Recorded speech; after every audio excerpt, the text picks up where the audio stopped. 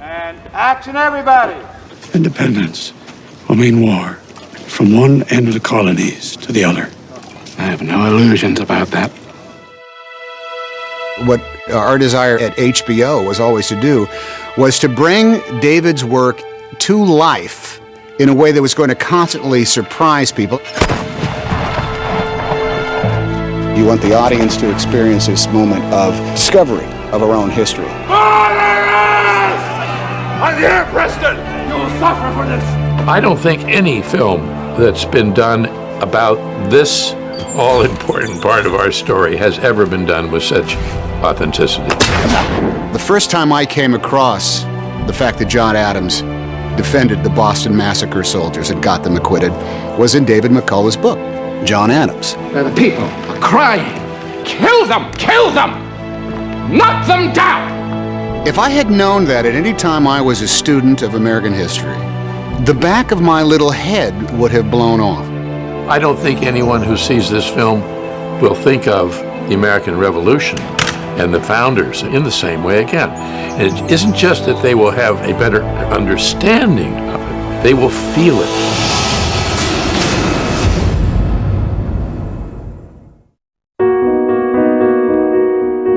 It's the most realistic set I've ever been on anything. You'd come on set and you just could not believe what you were saying. We do a huge amount of research on a job like this. We've got model makers, then there's the whole construction, painting side of it. Other people are doing all the technical drawing and drafting. The set decorating department are also fantastic. We had a huge phalanx of artisans who were excited at the prospect of getting every button right. The 18th century is a very expensive world to film because it doesn't exist. I mean, we had to build Boston, we had to build New York, we had to build Philadelphia. To Philadelphia! Here we are on the back lot. And this has been Boston, and it's now early Philadelphia, and then it becomes 15 years later Philadelphia, which is kind of quite a big change. We're also doing corners of New York here. And this is Russell Street. We've tried to recreate where John Adams lived, his first home in Boston. Since we've shot this set, we then had to completely redress and turn it into Philadelphia. One of the things that was unique to Philadelphia that we found that we used were the fire plaques, in which you bought insurance for different fire companies, and they would come put your fire out if you had it. That one particularly is the company that Franklin started. The contrast was that when we had it for Boston, we had the Boston Massacre here at one point, and it was very, very different. Everything was much dirtier and older. It's an older city. It wasn't built on any particular grid system. And Philadelphia was a new town, and it was built on a grid system, and it was much lighter in area. It was very successful. A lot of business was here. This is all Independence Hall. This is the garden behind the hall, and this is what becomes Congress Hall. We've built 2 stories, and the 3rd story will provide the design of it, but they will put all that in with CGI.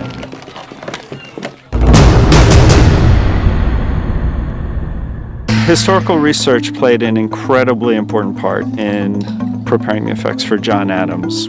You see us dressed up today because we are creating a group of spectators for the launch of the first manned spaceflight, and about 15 of us will be multiplied to be 10,000. Matte painting is an art form where you essentially combine film photography and art in a photoreal blend that creates an artificial environment.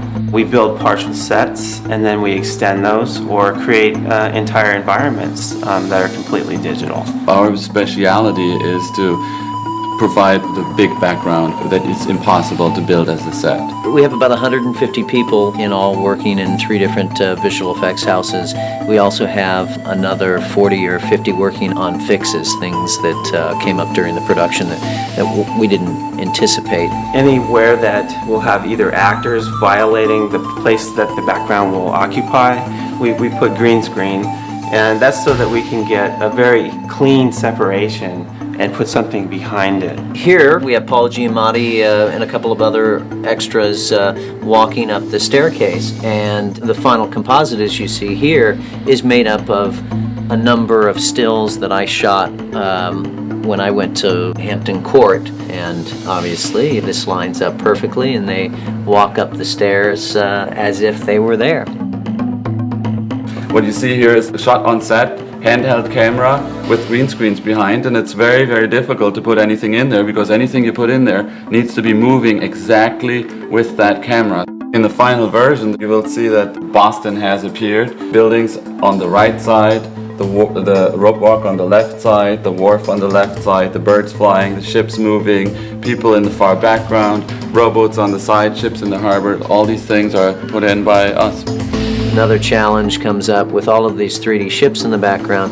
You can see this foreground net, which is completely live action, and with a lot of help from the people at Cafe FX, we were able to get all of those ships to appear to be behind there.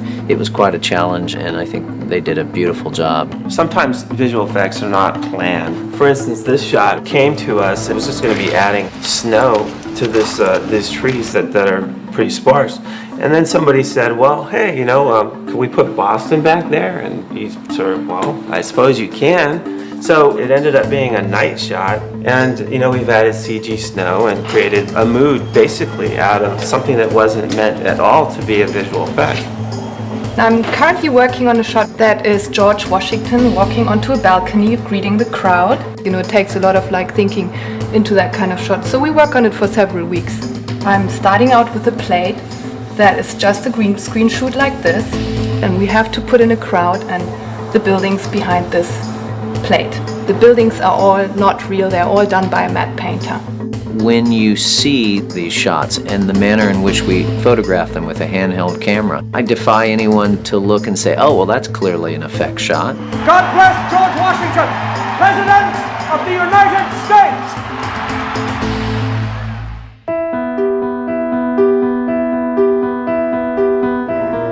I initially worked on the farm. There we've got Braintree, which is their first home together. It's beautiful. It's a whole farm, outhouses, chickens. We've got, the crops and the fields. We did an awful lot of research, going back, reading their letters, finding about their crops, what they grew, and they had apples, and so we had an apple barn.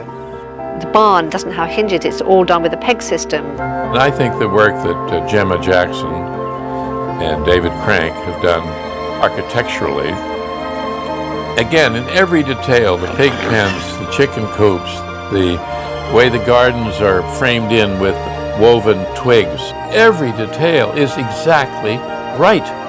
It's the way it was. And then up the road from there, in the same kind of piece of land, we've got a wharf. And there we've done all the different ship scenes. They wanted to know precisely what the wharf would look like. And fortunately, the National Park Service did a painting, rendering of probably what it looked like. And so they were able to see, what tradesmen were down there, what kind of activity was going to be going on the wharf, what it would have looked like, what the actual dock would have looked like. When Paul and I drive up to the White House, There it is. I've never seen anything like that. Acres and acres and acres of fallen trees that had been dusted with snow and little campsites scattered throughout. The scale of it. All of Europe is being done in Hungary, believe it or not, so all things European. And the locations are amazing in these actual castles. Vous venez de Paris, monsieur? Again, it's atmosphere of some kind, and it's feeling out of place with the language and the culture in general. So it helps me because he was such a sort of fish out of water, especially in France. He just really didn't know what the hell to make of anything. I'm glad that we filmed in Budapest last, because we could really feel the contrast between what it must have been like for colonial Yankees to then all of a sudden be plucked up and go to colorful, exotic Paris. That whole contrast of all the different countries, I think each one's got a very important part to tell in the story of the creation of America. Background, go! Background! And action! Their hatred of Britain could serve us well in our cause. When I heard that this production was afoot, I suggested you really ought to take seriously the possibility of filming some of it at Williamsburg. We shot our very first day in Colonial Williamsburg. No film has shot there since 1957. But it was great to be there on our first day because we literally stepped into the history we were shooting. Everywhere you look, you see the way it was back then. The buildings are the same. The width of the roads are the same. The lack of buildings on the horizon. I don't think anyone can fail to feel the spell of Williamsburg if you're here. Mr. Adams. Mr. Hamilton. Off to see the president, I see. It was wonderful filming in this, iconic town, which I know is very hard to get to film in, and it allowed us to expand our vision and give us even more breadth in the shot. Background down! God save the King! God save King George Washington! People at Colonial Williamsburg are great, incredibly generous with any information that they've got. I work for Colonial Williamsburg as an historian. I'm the etiquette and deportment consultant for this production, looking at things like table etiquette and when people bow to each other and when they don't bow to each other and what they do to show politeness and what they don't. Truly, lower, Mr. Adams. An improper reverence has been the undoing of many a foreign ambassador. You go into these actual buildings, it feels like the perfect sort of set. One of the first things we shot was in this prison yard. These are the murderers. It was so great to have the actual thing, 'cause it's sort of genuinely creepy in a way that, I don't know, maybe a set couldn't be as creepy as the actual thing. As if this morning 5 are dead, men and boys. It does a lot of the work for you. The Continental Army camp that we filmed here in Williamsburg, we put in front of one of their new restoration pieces called the Public Hospital. We wanted it to be Harvard and turn it into a Continental Army encampment with all the fires and the makeshift lean-tos.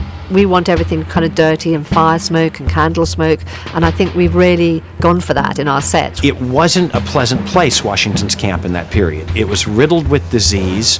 There had been a lot of desertions as people sort of walked away from the Army to go back to their farms at the end of their enlistments. Adams is quite shocked by the condition of the Army, and doubly shocked by Washington's very pessimistic mood. I cannot conceal our condition from the British indefinitely. This is the place. Look at it. It's perfect. You walk around here and it takes you right back there. Colonial Williamsburg was not only the most exciting of the resources that we had at our disposal, but also truly one of the most valuable. You can't do this, really, to the degree that we've been able to without Colonial Williamsburg. Set. Mr. Adams, this is most irregular. Well, Mr. Adams? Wherever possible, I wanted to do things that weren't about making people beautiful. The truth is, there's a whole machine of filmmaking which is all about making people look great and making people look perfect and lighting them perfectly. And you have to really intervene in every department to sort of say, no, I don't want that. I don't want people to wear any makeup. You're not allowed to wash people's hair. Everybody's very dirty in it, and smelly looking. In the summer of 1776, it's so hot that people are dripping with sweat in the most, unphotogenic way. One of the things Tom likes is mud. I found myself putting my hands in the mud and the snow and literally applying more mud. We have really had to have people soaked in mud, cover them in blood, put them in pouring rain. He really loves the sort of interaction of the clothing with the physical elements. I had no idea that I was signing up for an action-adventure movie. And that's one of the remarkable things about Tom. You read on the script, she's in the rain. And Tom takes it as far as he possibly can, so that it actually has an impact on the story that otherwise it would just be sort of atmospheric. There went through like 96,000 gallons of water. British guns captured at Fort Ticonderoga, rode them across Lake George. For the guns of Ticonderoga, they were pulled on sleds because the guns were so heavy. So we found a fellow who still makes sleds for ox to pull up in New Hampshire. All that detail is great because it gives you a lot to play with. It was only bad one day when I had to run across a field in boots and I kept falling over. When you see someone fall, head first into the mud and it's your costume, it's a hard moment. It's evocative, it's nice to tramp around the mud, get dirty. One of the things about working in elements is, in some ways, it does the acting for you. You don't have to pretend that you're dirty and you're sick of walking through this guck. You are. We travel into his face. Bang, bang, bang, bang, bang. Getting away from that romanticized vision of the American Revolution allows you to experience the suspense more vitally.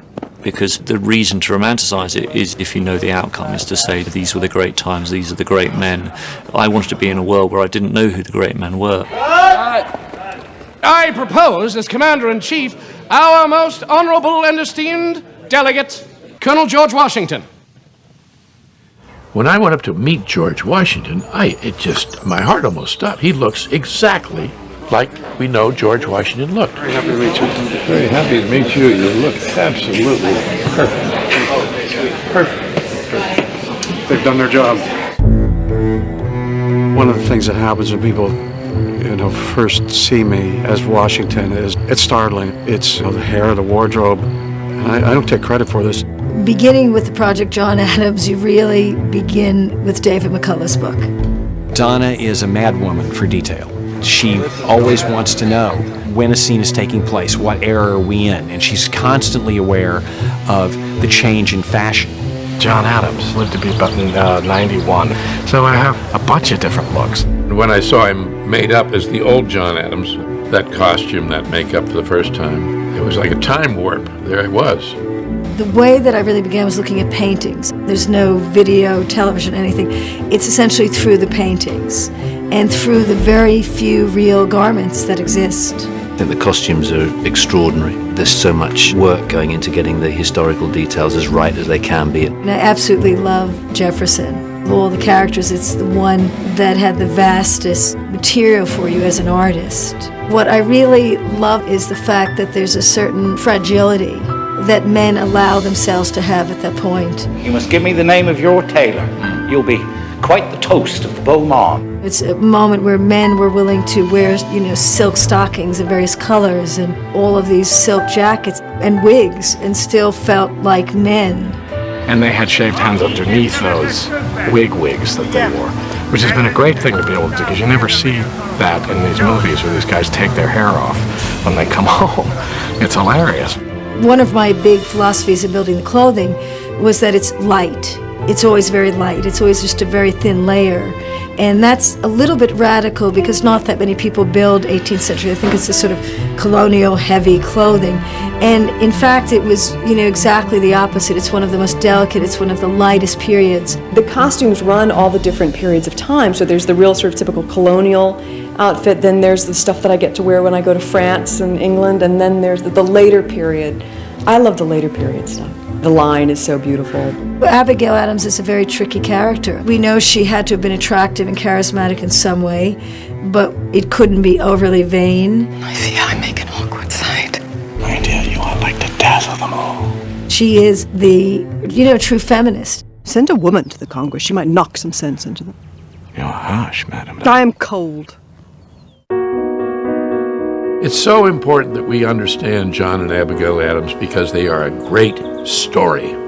They are a great love story. These are one of the great couples of storytelling. Romeo and Juliet, Elizabeth and Essex, Abigail and John Adams.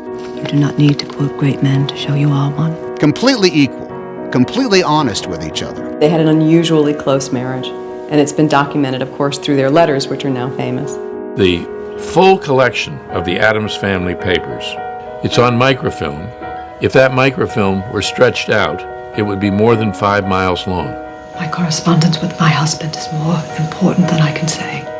You're a woman who's been left with 4 children to run a farm while your husband is off doing important work in politics and trying to set up a government. Those are guns, Mama. I pray they are.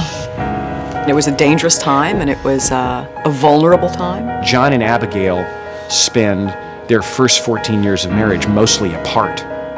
And then he disappears for 3 years in Europe, writing very few letters. I've fallen so far from his heart and his thoughts that he cannot find the time to write. While Abigail continues to maintain the homestead in Braintree, Massachusetts. It's very hard for us with our mobile telephones and our email to reimagine what that sort of loss of contact must have been like, and I think it's one of the great love affairs because it's endured those separations. You are not staying. Laura Linney brings a kind of intense thing to the woman. It doesn't come across as just this perfect marriage all the time. You cannot ask this of me. But they would not accept You cannot. Clearly they had to fight and not get along at times and hate each other sometimes.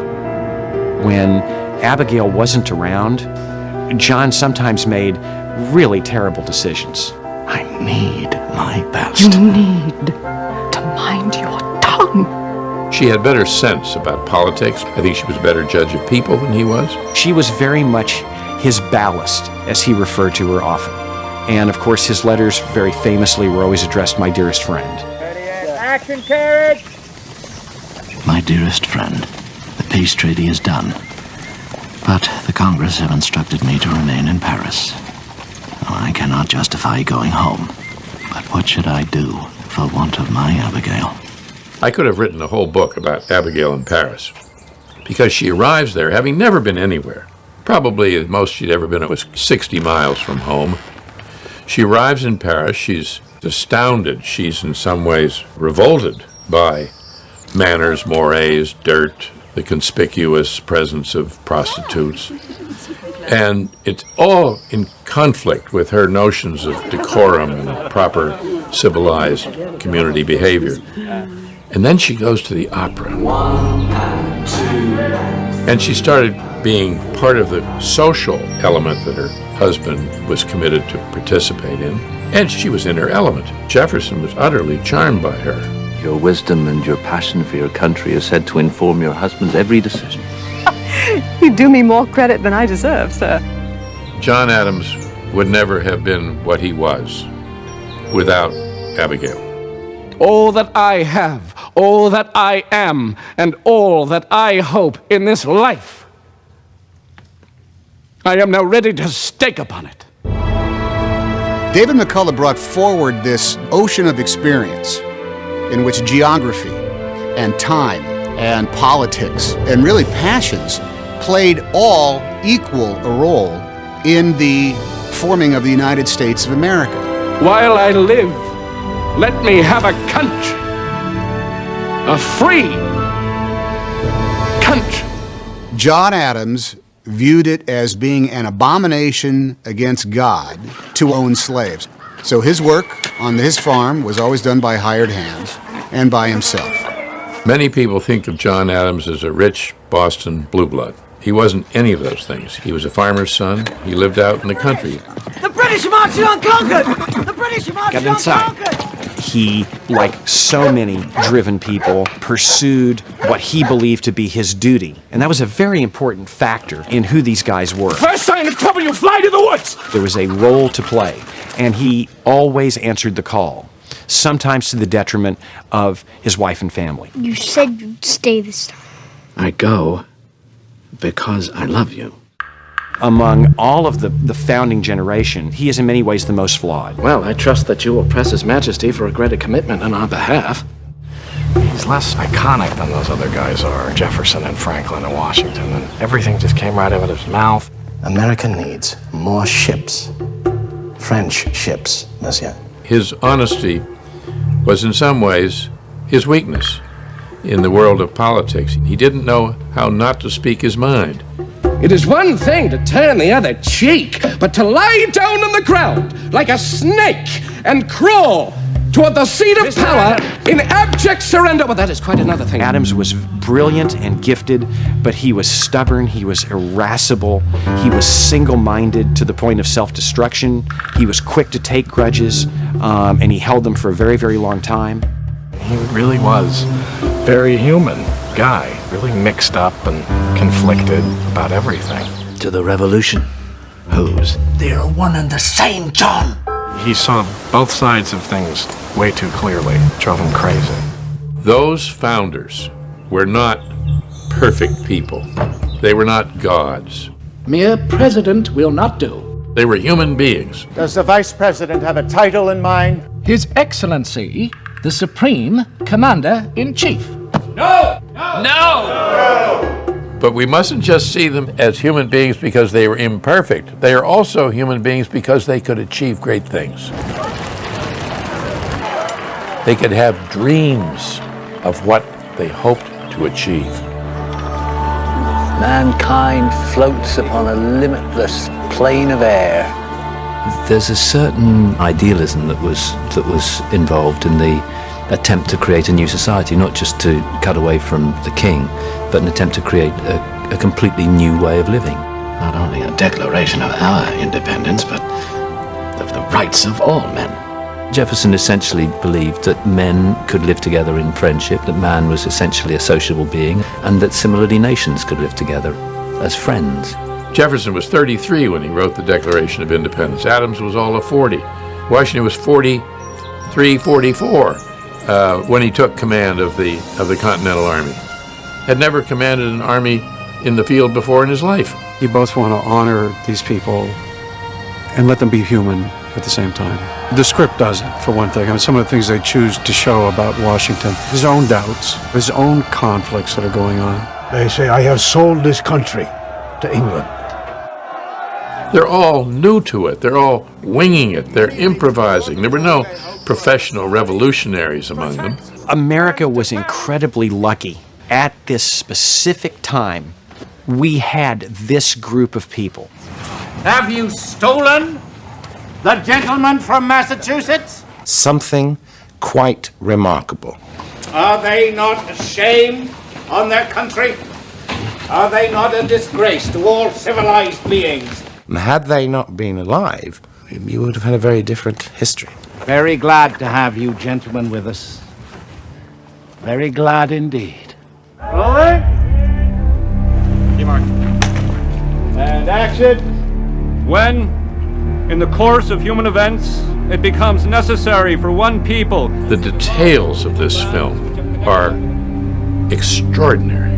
The separate and equal station to which the laws of nature and of nature's God entitle them. I was incredibly keen not to romanticize this period, not to suggest that the 18th century is a better time, a simpler time, a golden time. We needed to be able to show how hard it was to be alive in the 1700s. David said in a pep talk he gave all of us here right before we started shooting that if these people came back to America today, they would think, oh my God, these people have no idea. They're just a bunch of sissies. The whole awful business of tar and feathering. This was torture. It was a horrible thing to do to anybody. We live in a very soft, comfortable, secure world compared to theirs. You never knew when epidemic disease was going to sweep through your town and take the lives of your loved ones. While John Adams was in Philadelphia arguing one thing, Abigail Adams was at home inoculating her kids in order to save their lives. I want Papa. We must depend upon ourselves. When you start putting that kind of stuff right up next to the framing of the Declaration of Independence, it brings a new refracted focus onto just how fragile a process this was.